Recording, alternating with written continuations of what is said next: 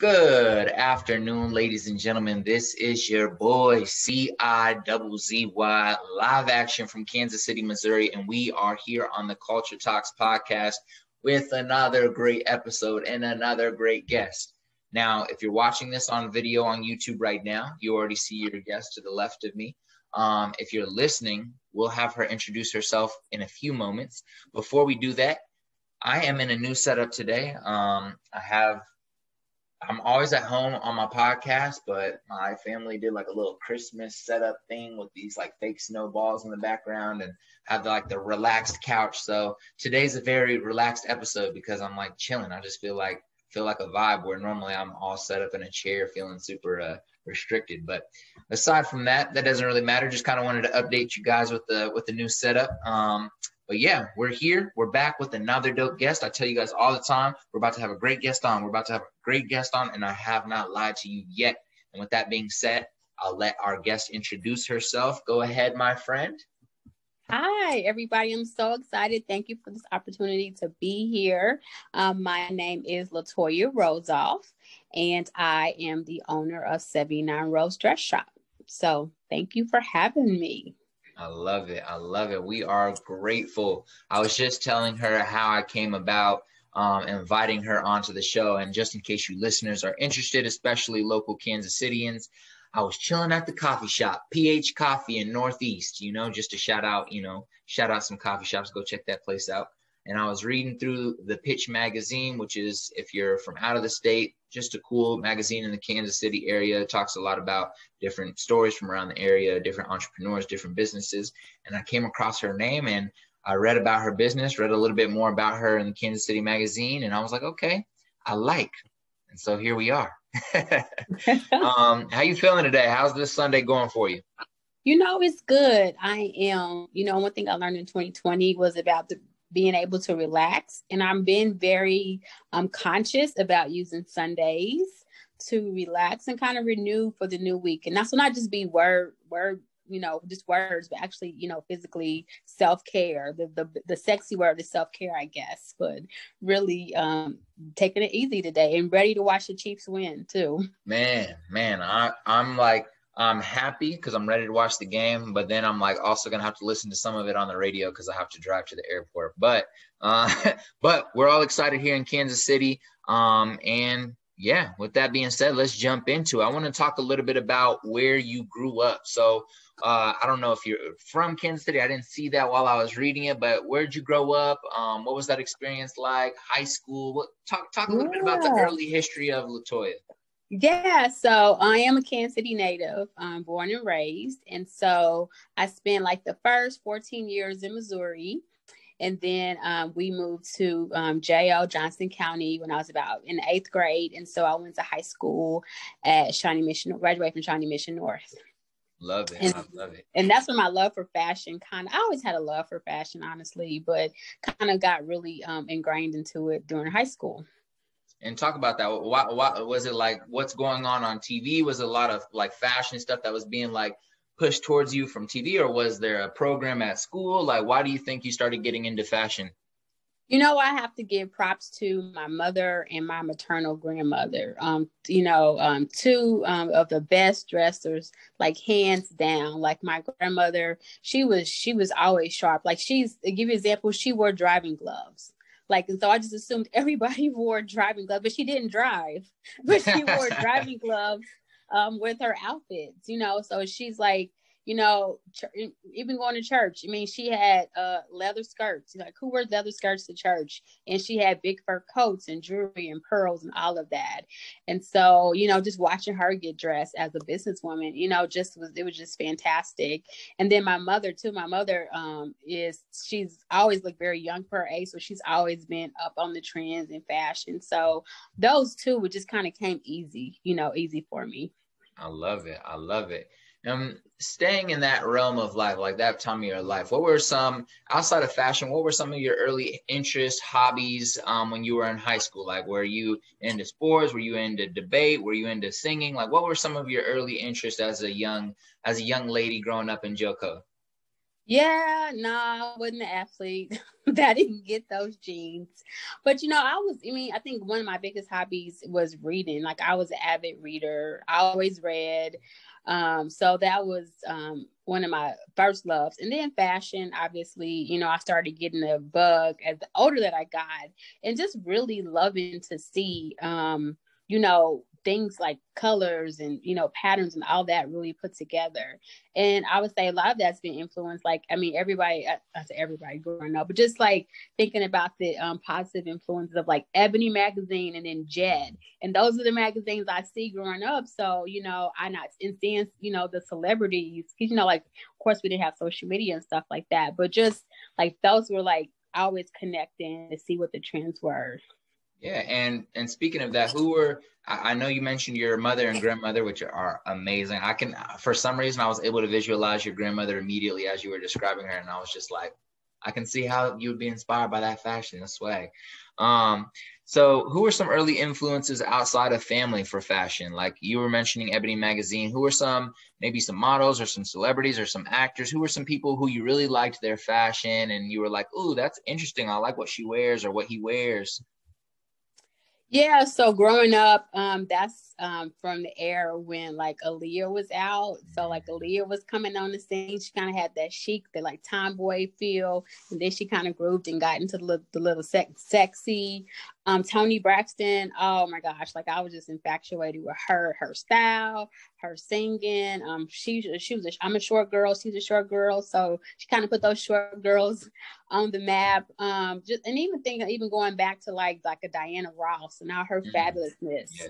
when she's on stage with her gowns, and like Whitney Houston too was another fashion icon. I remember growing up because she always her videos were always, she always had like the trendy stuff.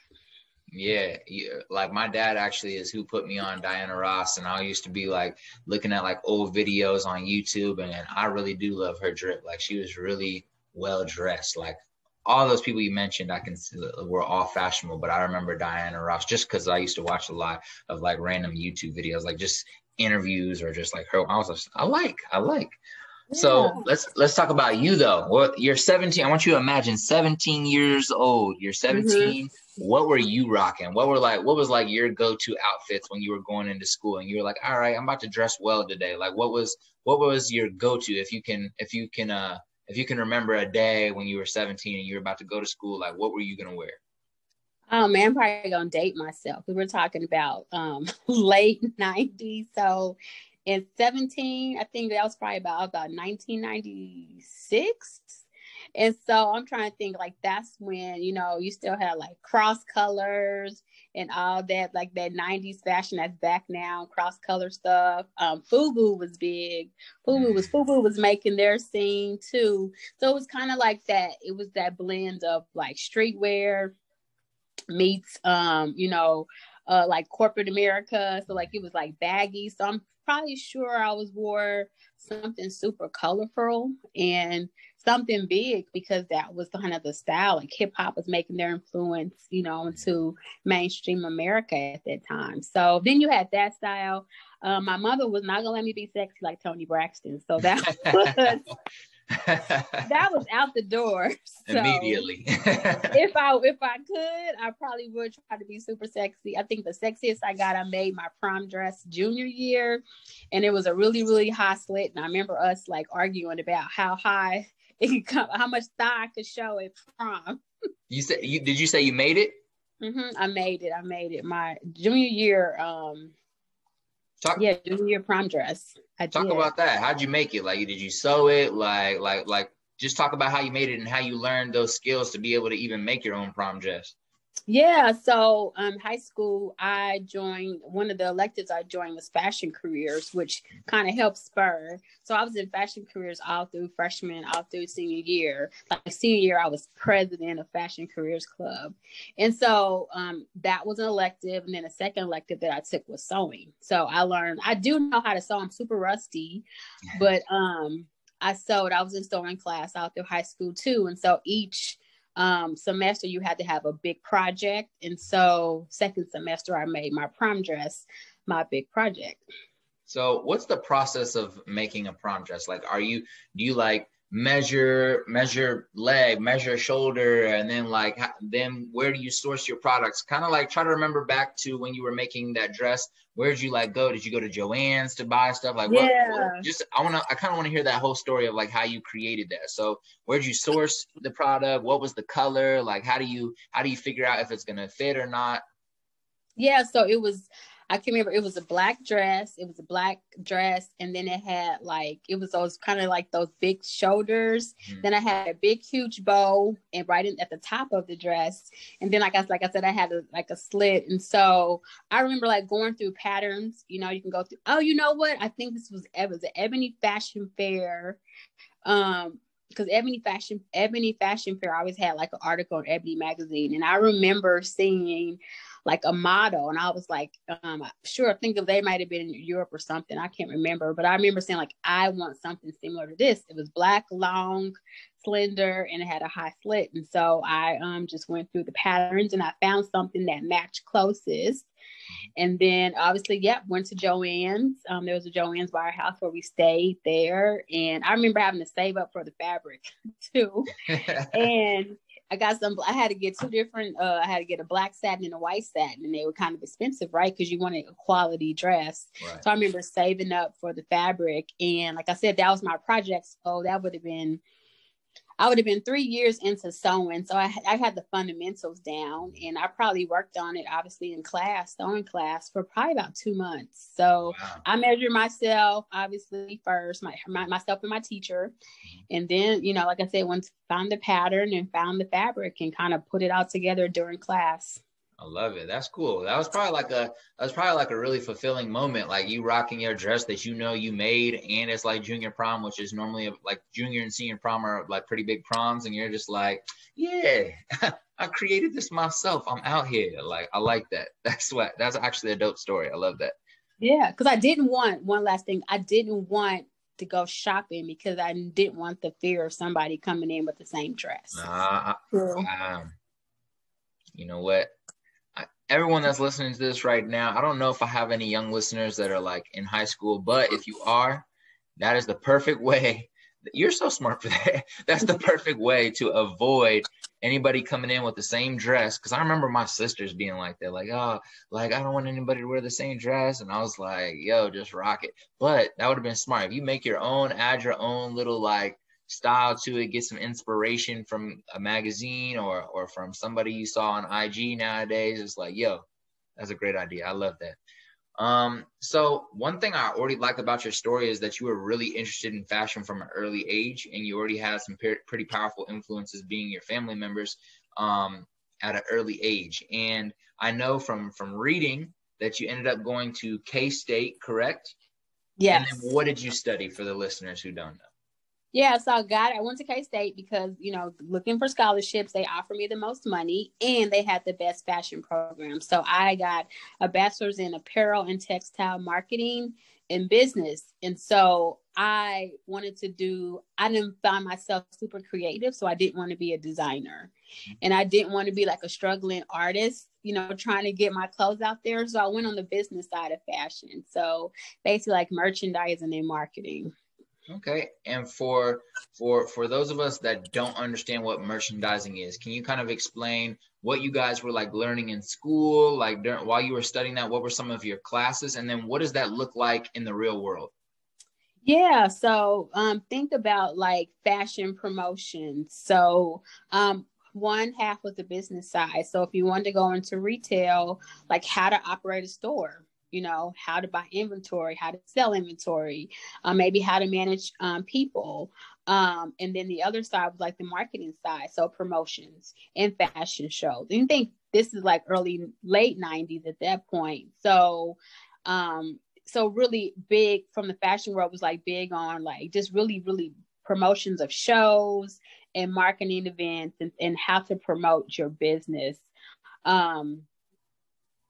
And then and it came with a minors in business as well. So like, for an example, one of my projects that we had to find a store. We had to operate a store. We had to design our own store, retail store, and kind of niche it. And then we had to sell then we had to present that to the class, your final project. So you had to go through everything from starting the store, from the location to your target market, to, you know, finances to run the business, and then the daily sales. And then on the marketing side, you know, you learned about basically like merchandising, like, okay, so how much of a certain style or brand do you need in your to make your business run? And then where do you market? And then how do you sell? Like you had like pretending like you were like a buyer in New York, right? And you were a seller for Nordstrom's. I remember that being one of our classes, was how to buy for your store. So kind of think of like all the fundamentals behind like the business. So you had like accounting class too for how to run the business. And then you had like statistics, you know, for studying like your target market and things like that. So it's interesting. Like it's really progressive now because you have digital marketing, but you know, the marketing was different, like emails, like we talked about emails, and that was like a big thing even back then, like sending your people emails and then following up, and then customer service. I love it. I love it. And outside of like your studies, your time in college, what are some other things that you really enjoyed about your experience during those four or 5 years? Like what are some things that stand out now as valuable experiences outside of, you know, the classes themselves?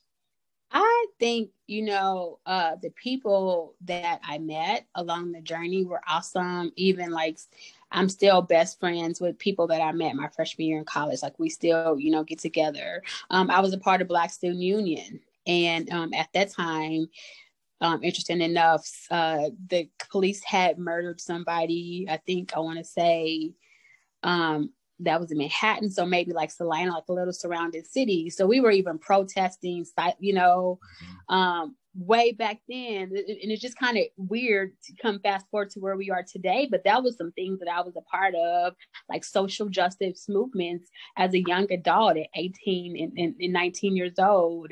But I would think, and then I think the people that I met along the journey and the professors, I think that's the cool thing about, you know, going away and not having like your family, like you have to make it on your own because you're forced to put yourself in positions to grow. And then I was lucky enough to have really good people along the way who were at college, not to just party, but to learn. And so like we kind of helped each other through the process and the journey.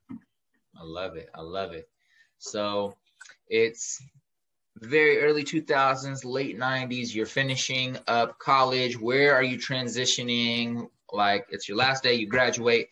What comes up next in life? Where did you go? Where did you move? Did you come back home? What was like the plan for you? Yeah, so being Kansas City native, you know, my comfort zone is Kansas City. So my senior year, I done an internship at Talbot's.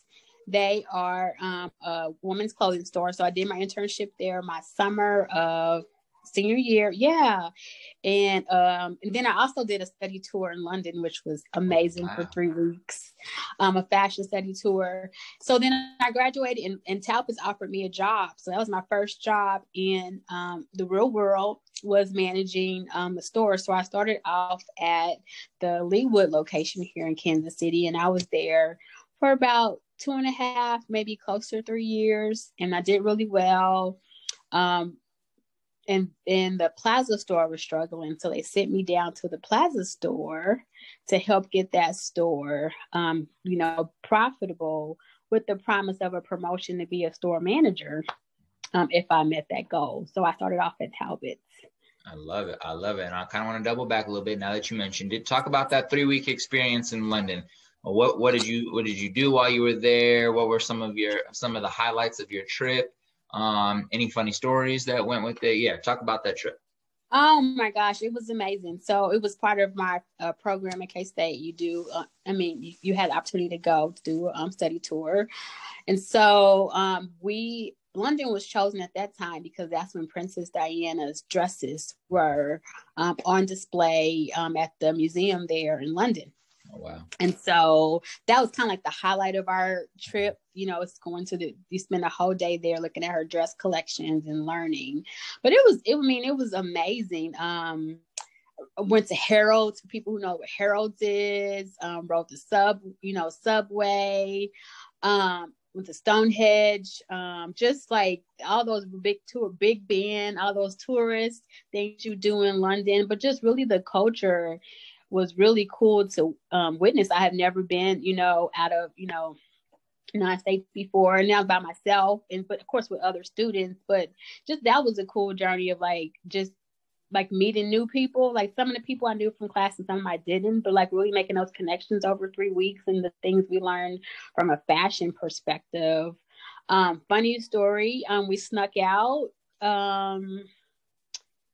Like there's 1 week we snuck out every week to go to the clubs. We were under and so we had found one club. It was like a techno house club.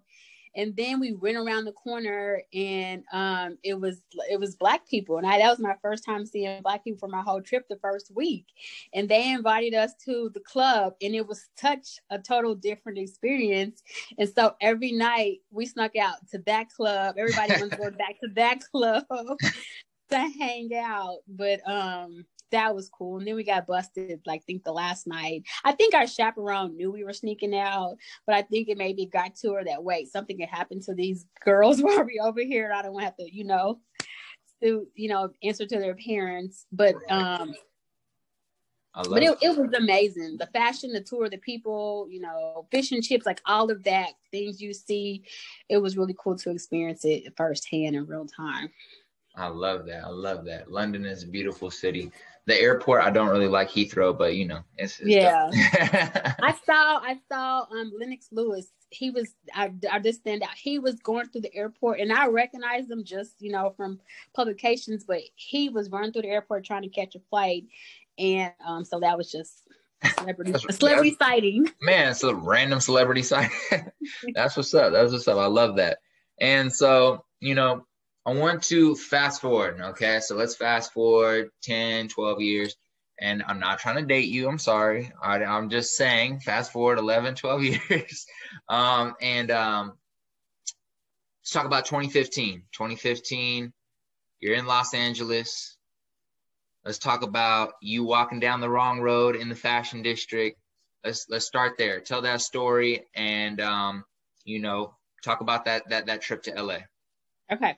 So little history. I pivoted from fashion to HR in 2006. So I've been an HR professionally for the last 14 years. And so, but I always had a love for fashion, always a go-to person when people want to get dressed and things like that.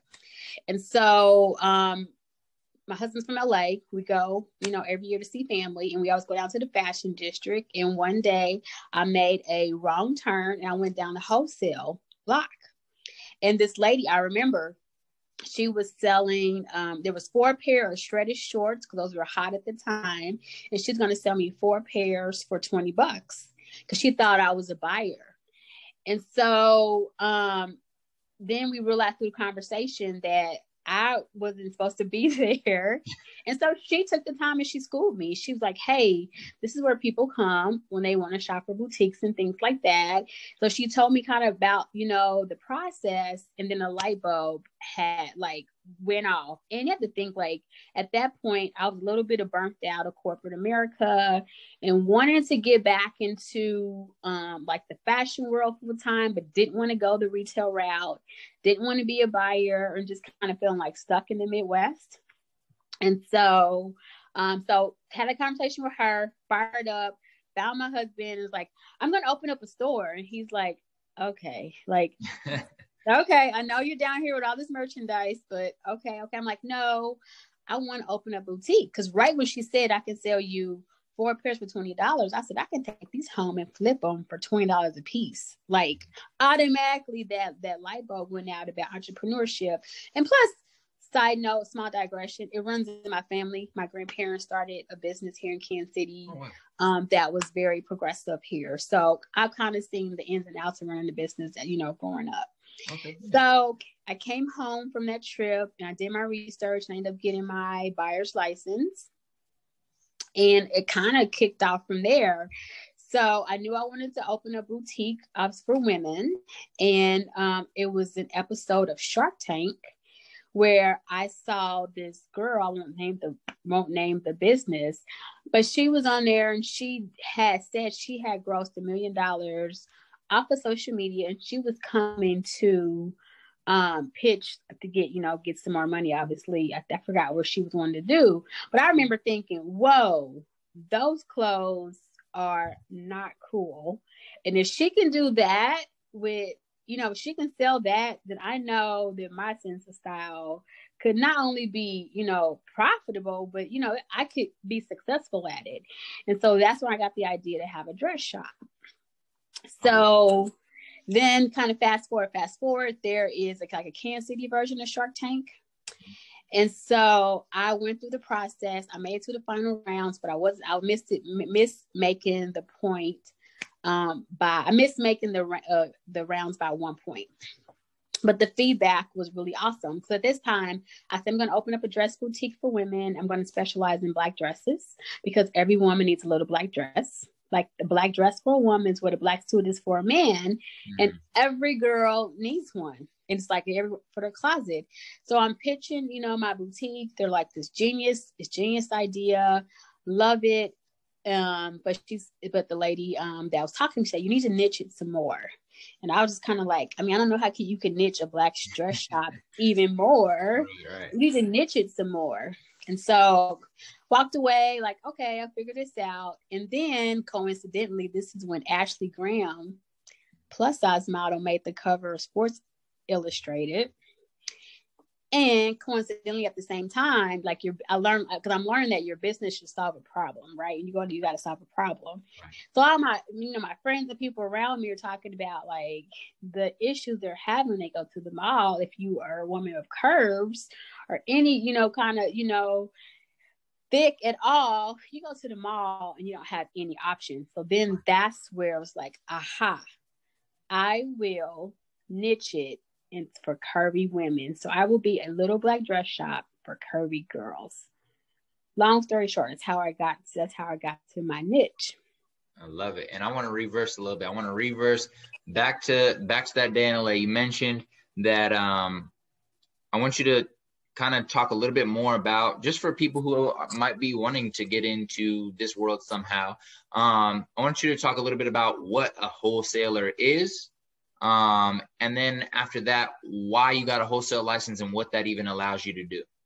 Yeah. So basically the wholesale is the middle person where, like, if you own a boutique, you have to go somewhere and you buy the clothes. And so the wholesaler is the person that supplies, you buy in bulk, right? And so the wholesaler is the person who supplies your clothes or whatever you're buying. Every product has a wholesale. They're like the middleman for you to go between a business and the customer. So to buy, if you have a boutique or a service, you have to have a special license to go and buy in bulk. And so that's what I went and got licensed to go and buy and sell. So you buy it and you have to have license to resell it for your business. Okay. Perfect. That's good to know. And I also just have a quick question. Side note. Where'd you meet your husband at? Because you mentioned he is originally from LA. Now I could make a guess and say college, but just where'd you meet your husband at? And if you don't mind talking a little bit about that, from dating to marriage real quick, and then we'll come back to the business. Yeah, that's an interesting story. So we met at work. So I left Talbot's. Long story short, I didn't get a promotion like they promised. And like knowing what I know now, being in HR world, had to do with the color of my skin. They just weren't ready. But they were willing to, put me all the way close, but not make me a manager. So I peeped game real fast and I'm like, that's fine. I'll just go find another job. And so I went to Halls, Kansas City, and that's when they were in Crown Center. And I was the youngest and the first Black manager to manage stores there at Halls. So I was the manager of Boulevard Blues, is like a denim place. And then I was the manager of a shoe store. And so my husband also worked there in loss prevention and safety and ergonomics. And that's kind of how we met. So yeah, So weird story about how we had our first date, but the rest is history. He was single father of 3, and and then it was just myself, and so we just kind of hit it off. Love it. I love it. I love it. And I know he's not on the show today, but how did he get from LA or a family from LA to Kansas City? I'm just interested in that. Yeah, good. Yeah. So, they my father-in-law lived in Wichita, and so my husband left LA at 25 to kind of just reset and reestablish him. He was married at the time and had 2 small kids, and so they just wanted a fresh start. So they came to the Midwest to be with family for a fresh start, and they started off in Wichita, and then his ex-wife's job had moved them to Kansas City, so that's how they got to Kansas City. Amazing. I love LA. I spent a few years living out there, and so it's always cool to see like the connection between people in LA to Kansas City or Kansas City to LA, because I mean, I'm sure you know this, but like if you spend enough time in LA or if you spend enough time in Kansas City, there's ties between both cities. There's a lot of people who transition from LA to Kansas City, or who have family in Kansas City, or the other way around, who back in the 80s or, early years transitioned from Kansas City to LA, both ways, like both flips. But there's a lot of connection. There's a lot of connections between the 2 cities. So it's always interesting to hear how someone got here or how someone from here got there. So I always ask. So thank you for sharing. Absolutely. So moving back to your company, how'd you come up with the name?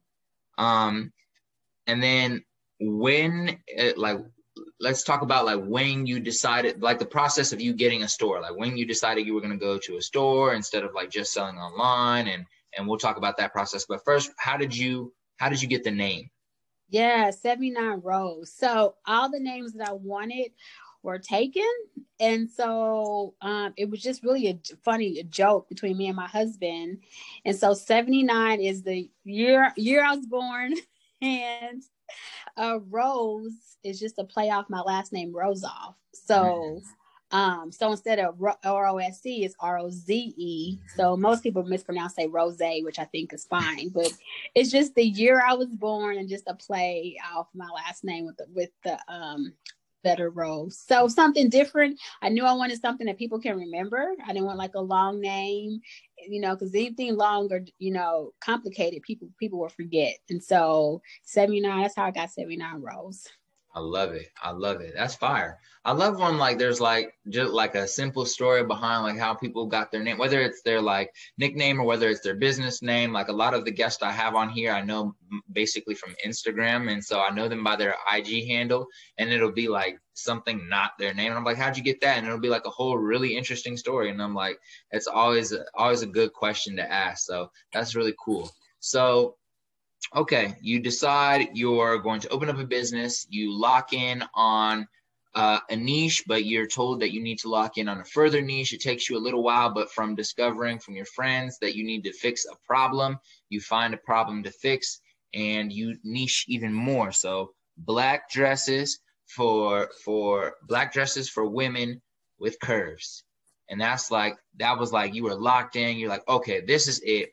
You come up with your business name. Where do you go from there? Are you online? Are you doing e-commerce, or are you straight to a store? Talk about that.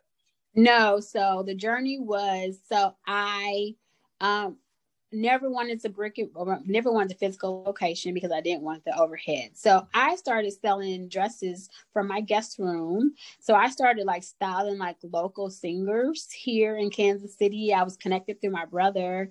And so I started selling like, dresses. And then like I would, as a stylist, I would go to them, right? Or they would come, to my house. Hadn't had a website or anything set up yet because I'm still in the formation stages and I'm learning the journey. And so I wasn't that cool, like to know that I needed a website. And so we got to the point where we outgrew the guest room, and my husband was like, hey, why don't we find you a climate control storage unit, and you can hold your inventory there. You can maybe even have people meet you there. And I think he was also tired of people coming to the house too. And on top of that, like, I got pregnant with my son, which was unexpected. And so like that was kind of all thrown into, so like the time I decided like I'm going gung ho with my business, and then God was like, yep, and you want to deal with this too. So which was awesome. Right. Blessing. But it, and that him actually being pregnant with him kind of helped me figure out my niche too. And so I'll digress real small. So when I was pregnant, just the things that people say to women, just I was with my mind, like people were asking me about snapping back and are you worried about that? And I was like, no, like I wasn't snapped before I got pregnant, so it wasn't a problem. So like just or how much weight have you gained? And so it just like, you know, obviously there was sometimes I was self-conscious, and I wanted to, and that's where I started to build in that body positivity into my brand. I'm like, women, we are so hard on ourselves, and then we have these pressures from society to look a different way. And I wanted to empower a brand that empowers women to embrace their curves and love your body just as God made you. So yes, you might have some hips, or you might have a big bottom, or you might have, you know, different things, but that's who you are. Embrace it. And I'm gonna make sure that when you wear my dress, that you feel confident in who you are, just the way you are. So body positivity and empowerment are kind of behind my brand. So, and that's not, like I said, that came from being pregnant too. This is kind of going through that, you know, emotionally as a pregnant woman. So fast forward, we're looking for climate control storage units. And so we find this unit that is inside it's actually like an office suite, like a block away from us. And I remember my husband calling me, he's like, hey, go check this out. They have one more left. If you like it, sign the lease, because it was really reasonable. And so I walked in there. And when I walked in, like that was a light bulb number two, like, whoa, this has potential to be more than storage. People can meet me here, try on, you know, we can have this, you know, body positivity, you know, like consultant, you know, meeting. You can get a dress and I can style you and everything in one location. So that's where the shop came from. Never was on my radar at all. Never, because I didn't want the overhead cost. But God had a different plan, and I went with it, and that's how I got the physical location. I love it. I love it. I love it. I love it. Man, this is a great story. I like your story. I love it. Thank you for coming on, by the way. You know, I really appreciate it. I always, you know, make sure in the middle of the episode to always say thank you, just because, you know, people are busy. People have businesses like yourself to run. And so taking the time out to have this conversation is really, you know, appreciated from my side. But I do want to ask, so from there, everything's kind of like quote unquote established. You have your niche, you have your physical location, the business is growing, the name's getting out there. From there, like from that moment on, has there been a moment or a time where you felt stuck, or have you been continuously growing from there? And if you did feel stuck, like how have you been able to get over those barriers of feeling like you've stalled out in growth as a business? So funny that you say that. Okay, so from there, so we built the shop, opened the shop, you know, got the shop going, and then I learned about, just through networking, the power of not hiring, but working with SMEs. And so subject matter experts. And so I connected with a couple here in Kansas City. She was kicking off her branding business, and the husband was a photographer. And so it was like a perfect blend of helping get my brand off the ground. Like I got pictures from my website. They were building their business and their brand. And so it kind of just, you know, started from there, and just really understand the power of networking and going back to those things I learned about. Okay, when you have, this is how you keep a customer, this is how you follow up. So from, you know, undergrad classes kind of kicked in and came back all these years later. And this is how, you know, this about marketing and branding yourself and then selling yourself. And then I started networking, doing vending events to get my name out there, you know, getting my name out there. I started collaborating with other artists here in Kansas City, and in doing fashion shows, and that actually just kind of like the cool thing about Kansas City, we're small enough that word of mouth goes fast. And so then I had people referrals like, hey, are you the dress shop lady? People say, are you the dress shop lady? I need a dress. So just kind of like the kind of things just started just, pieces falling together. In the middle of that though, I lost my job. At the height of everything, I lost my job and my ability like to pay for all photography and things like that. And so I had to pivot and start doing those things myself and running my own social media page and doing my own pictures and things like that. And so just a lot of things in the last 2 years that kind of helped me build me to where I'm at. And then I was feeling like I was stuck. And even it's weird because people say, I don't see that. Like I see you on the ground. I'm like, I've learned to floss. Sorry about that. I learned to floss for the, like social media, people post what they want you to see. Mm-hmm. And so I that's how I connected with Encore to be in the Pitch magazine, because I'm going through this mentorship program to help me continue to grow my business. So did I answer the question? I'm sorry. Yeah. I feel like I started rambling. No, you're good. That was fire. That was amazing. I love it. So I wanted to ask you, you've been building this business, you have an established business, you go through your ups and your downs, you've had to work with customers, you've had to figure out how to use the money you make and how to reinvest it. You have a family that you're also, trying to manage on like along with the business. So for other moms out there or other Black women out there who want to start a business, who or might already have a business, if you could give them 2 or 3 pieces of advice on, just how to manage their own mental health, their own like joy and happiness while trying to build a business and, take care of the other necessities of life, what would those pieces of advice be? Delegate.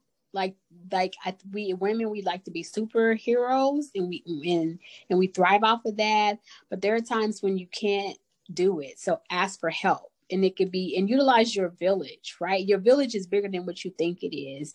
So your village can be a girlfriend watching your child while you're at a vending event, right? Or it could be, somebody that's coming to your vending event to help you, so don't be afraid to, because like I'm trying to say, don't be afraid to ask for help. There are so many people who want to help but don't know where. So kind of figure out the group that works for you and your family, and ask for help and take it, especially if you want your business to grow, because you're eventually going to have to farm out and pay for help along the way. But at beginning stages, find out what works best for you and ask for help, because you cannot do it all. Trust me, I tried and I know, but you can't do it all. And then give yourself at least one day a week to rest and organize, because again, if you keep going and going and going and going, you're going to run off fumes. And I learned that in 2020. And so give yourself a day to organize the household and the business. So that could be planning out the week, planning out the menu, planning out whatever your business is, whatever you need to do. Like Sundays, I use Sundays to plan out my social media content, my house calendar, sit down with my husband, like this is what the week looks like. This is where we might, need to tag team. You take Taekwondo this night, so really, but it comes with organization. And if you're a mompreneur or any parentpreneur out there, it's really about how organized you are. At the same time, don't be afraid to say no. Like you can't go to every event and you can't be there for everything. And I learned that the hard way too, running on fumes and trying to be at this and trying to be at that. When you're running a business, it's a sacrifice. And the sacrifice a lot of times is your free time, or the sacrifice is family time, or, everything has opportunity costs. So just make sure you make those decisions that work best in your favor. If you are going to miss a family event because you're running your business, you can follow up, maybe drop some food off before you go, or, there's ways that you can still show your support to people, but don't try to do everything. Ask for help, say no, and organization skills. And they seem very remedial, but when you're in the thick and you don't know what to do, you need to sit back, just and stop. If you get to a point where you're not making good decisions because you're just running and going, like, listen to your body and stop. Like, everything will be there when you get clarity, and that's okay. That's why I think like self-care is so important, because I think people are realizing that, but it really is a big deal. Major. Those were fire. Those, ladies and gentlemen, if you're listening right there, go run that past like minute 20 seconds back and running it back a few times. Maybe even pull the clip from YouTube and just save it in your phone, and just remind yourself when you're going through some tough times as a business owner, as a Black woman trying to grow as a woman in life. Go back and rewatch that. So thank you for that, Latoya. So I have one final question for you. Okay, so it's your final day on Earth. All right, it's your last day. You're 197. I'm just playing, but no, it's your last day on Earth, and you have your great grandchildren sitting at your feet, right? You're chilling in a nice, comfortable rocking chair. You know, your great grandkids is just looking up at you, and they ask you, great grandmoms, how am I supposed to live life? Give me a piece of advice on how I should live life. But before you answer that question, know that everything you've done in the past, they have nothing to look at. You got to take it all with you. So all your interviews you've done, all the books you've written, all the documentaries about you and your business that will come over the next, 10, 15 years, all of that has to go with you. So they can't go look for that for themselves. This is the last thing you're leaving with them. One piece of advice on how to live life. Know your worth. And it sounds really cliche, but know your worth, and because that's going to be your guiding principle in how you make decisions and how you allow people to treat you and how you are communicated with. So know your worth and know the value that you give to the world and to your immediate circle, because everything that you do depends on you knowing your worth. If that would determine the people that you hang with. That would determine how confident you are when you're with your customers and your business. And so I would just say, know your worth and believe in yourself. I love it. And with that being said, again, I want us to thank you so much for agreeing to come on the episode today. I'm glad we were able to have this conversation. I think there's a lot of gems that you shared on top of just inspiring story for other people, like, Black men, Black women, Black young men, Black young women, Black older men, Black older women, like for anybody to really tap in and just be inspired by your story, and know that, it takes one moment and it takes some commitment to, really build something that you really care about, and that can, eventually be a profitable business that you can pass on to family. So I love it. I appreciate you. And before we get off this episode today, where can people find you? You can, where your store is, your social media, email, like how can people support you? Yes. So you can find me on Instagram and Facebook at 79 Roze. Made it easy for people. 79 Roze. My shop is by appointment. So you can reach out to me. You can DM me, or you can reach me at 79roze@gmail.com. 79roze@gmail.com. Shoot me an email about, hey, I want to come and shop, and we'll work out a time. And also, you can shop online, 79roze.com. So I try to make it easy for everybody. So at 79roze, Instagram and Facebook, 79roze.com, 79roze@gmail.com. I love it. Ladies and gentlemen, please go tap in with her. If you're not interested in shopping, at least just share her business with a friend. With that being said, thank you guys for listening. Make sure you leave a 5-star review, share with a friend, as that is the only way this podcast can grow, the only way. So support the community. Let's make it happen, and let's have a blessed day. Salud.